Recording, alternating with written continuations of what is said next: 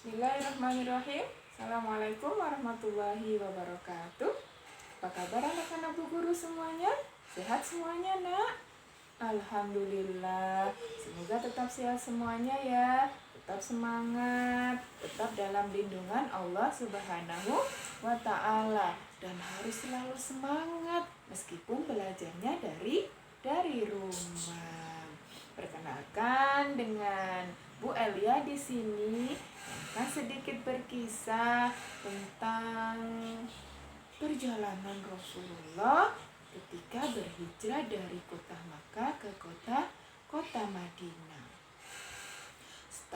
Cerita ini atau kisah ini Bu Guru ambil dari buku Muhammad Teladanku jilid 5. Kita mulai ya Nak ya kisahnya. Pada hari itu Allah telah menetapkan Rasulullah untuk pergi berhijrah. Setelah sekian lama beliau berdakwah di kota Mekah selama 13 tahun. Rasulullah ditekan, Rasulullah dihina, Rasulullah dicaci maki, dan para sahabat pun disiksa. Tujuannya apa? Supaya mereka kembali kepada agama nenek moyang mereka, yaitu menyembah berhala. Orang-orang kafir Quraisy tidak rela agama Islam tersebar di kota Mekah. Orang-orang kafir Quraisy tidak rela Tuhan-Tuhan mereka diganti dengan Allah Subhanahu wa Ta'ala. Mereka menyusun strategi, menyusun rencana bagaimana caranya supaya Rasulullah itu berhenti berdakwah. Akhirnya mereka menemukan kata sepakat. Apa itu, Bu Guru? Ya, mereka mempunyai rencana untuk menghabisi Rasulullah, untuk membunuh Rasulullah supaya berhenti berdakwah. Tapi di satu sisi Allah pun menurunkan wahyu kepada Rasulullah supaya Rasulullah segera berhijrah meninggalkan kota Mekah menuju kota Yatsrib atau kota Madinah. Sebelumnya para sahabat itu sudah banyak yang berhijrah terlebih dahulu, tetapi mereka berhijrahnya sedikit-sedikit berangkatnya, bergerombol dengan sedikit-sedikit. Mereka berangkat di tengah malam sembunyi-sembunyi. Kenapa tidak beramai-ramai, Bu Guru? Kan enak, banyak temannya. Kalau beramai-ramai mereka berangkat, akan mudah tercium dan ketahuan oleh orang kafir Quraisy. Mereka akan dipaksa kembali ke Mekah dan disiksa kembali. Akhirnya tibalah saatnya Rasulullah suatu malam diperintahkan oleh Allah untuk keluar dari kota Mekah bersama sahabat beliau. Siapa yang tahu sahabat yang menemani beliau berangkat hijrah? Iya, namanya Abu Bakar As-Siddiq. Dan yang mengganti beliau untuk tidur di tempat tidurnya adalah Ali bin Abi Thalib.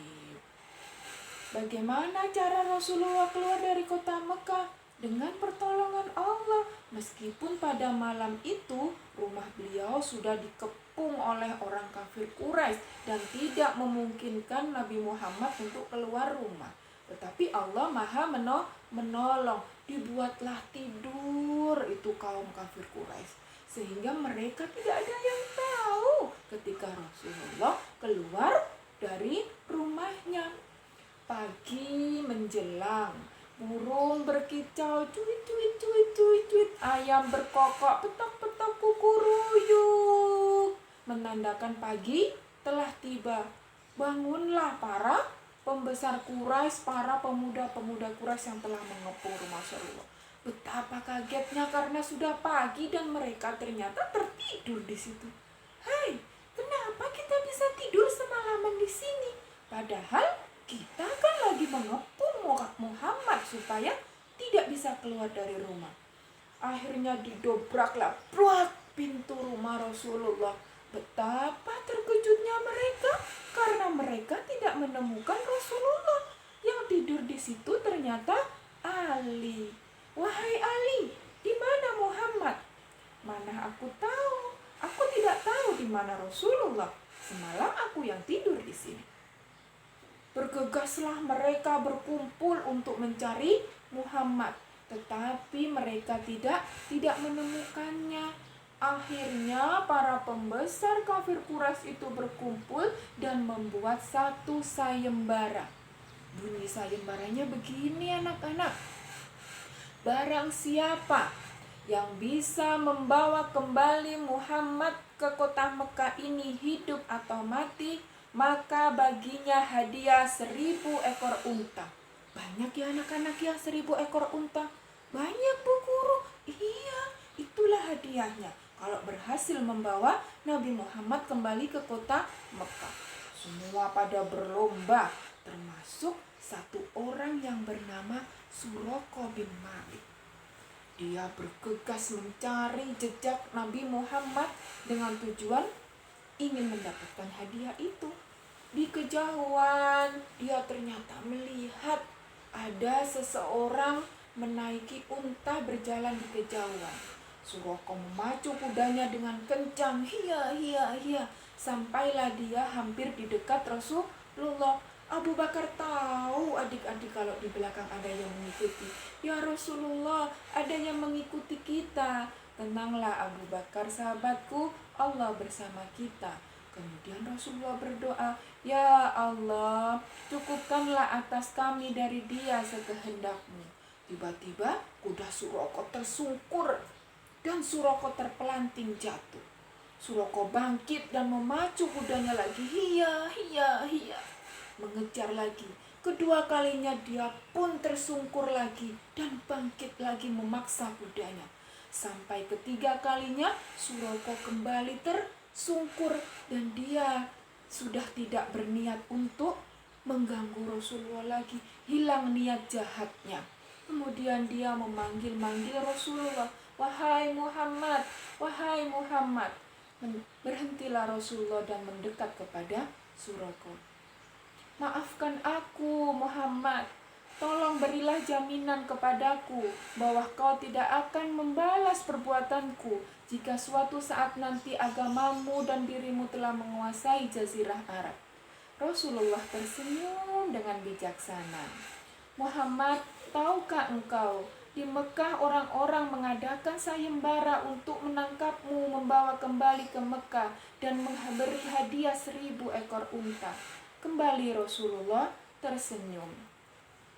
Suraqah kembali berkata kepada Rasulullah, bawalah bekalku ini Muhammad, ambillah untuk bekalmu di perjalanan.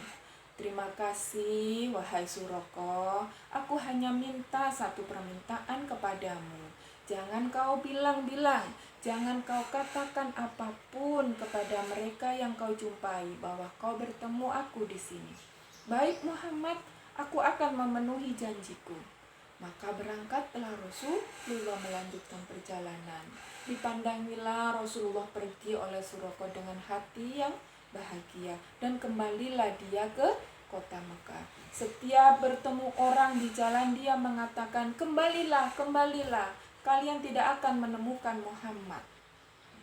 Adik-adik, itulah akhlak Rasulullah. Meskipun pada orang yang bermaksud jahat kepada dia, Rasulullah tetap tersenyum, tetap berbuat baik, tidak membalas dengan perbuatan yang jahat pula.